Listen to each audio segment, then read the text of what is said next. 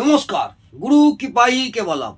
আমি 27টা নক্ষত্রে আজকে 4র্থ নম্বর নক্ষত্র রোহিণী নক্ষত্র নিয়ে আলোচনা করছি।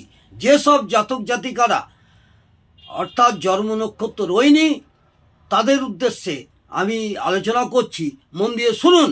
রোহিণী নক্ষত্রে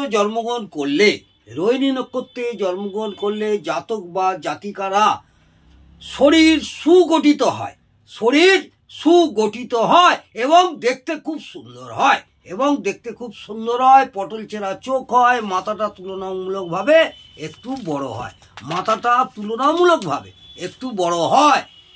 এরা বেশিরভাগ সময় ফর্সা হয়। এই সব জাতক জাতিকারা বেশিরভাগ সময় ফর্সা হয় এবং বিলাসী হয়। এই সব জাতক জাতিকারা একটু বিলাসী হয়, দয়ালু হয়, বিভিন্ন কর্মে দক্ষ হয়, গান বাজনা পছন্দ করে, আর্থিক সচ্ছলতাও থাকে। বুঝে গেল? সত্যতা এরা পছন্দ করে বা সত্যভাষী হয়। এইসব জাতক জাতিকারা সত্যভাষী হয়। কথাবার্তায় মিষ্টতা থাকে, চঞ্চলতা কম হয় বা ধীর স্থির হয়। এরা সাধারণত ধীর স্থির হয়। বংশের মর্যাদাকারী শরীরে কোনো চিহ্ন থাকে। সরকারের কর্তৃক ডাইরেক্ট বা ইনডাইরেক্ট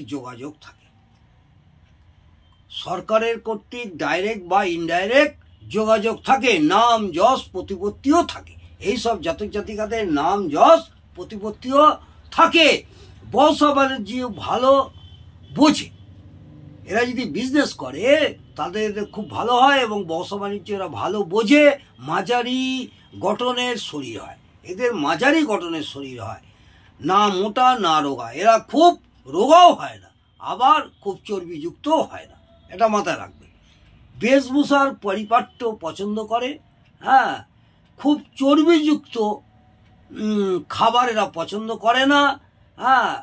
এরা প্রসাধনী দ্রব্য ব্যবহার করতে কিন্তু পছন্দ করে।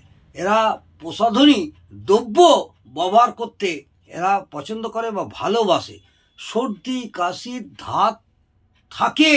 এদের অল্পতেই ঠান্ডা লেগে যাওয়ার প্রবণতা প্রবল থাকে। আজ আমি 4র্থ নম্বর নক্ষত্র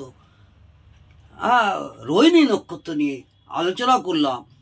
দেখে নেবেন আপনাদের জন্মপঞ্জিকা থাকলে তাতে আপনারা কোন নক্ষত্রে জন্মগ্রহণ করেছেন। যদি রোহিণী নক্ষত্র জাতক জাতিকা হন তাহলে আপনাদের কি হয় সেই নিয়ে ছোটখাটো বিস্তারিত আলোচনা করলাম। ভালো লাগলে অবশ্যই একটা লাইক করবেন এবং সাবস্ক্রাইব করে দেবেন এবং কমেন্টে জানাবেন কেমন লাগছে। আমি প্রত্যেক দিনই আপনাদের বাকি নক্ষত্রগুলো বলবো। 27টা নক্ষত্রে আজকে 4 নম্বর নক্ষত্র নিয়ে আলোচনা করলাম। নমস্কার, জয় মা তারা। ভালো থাকুন, সুস্থ থাকুন, আনন্দে থাকুন। জয় জয়।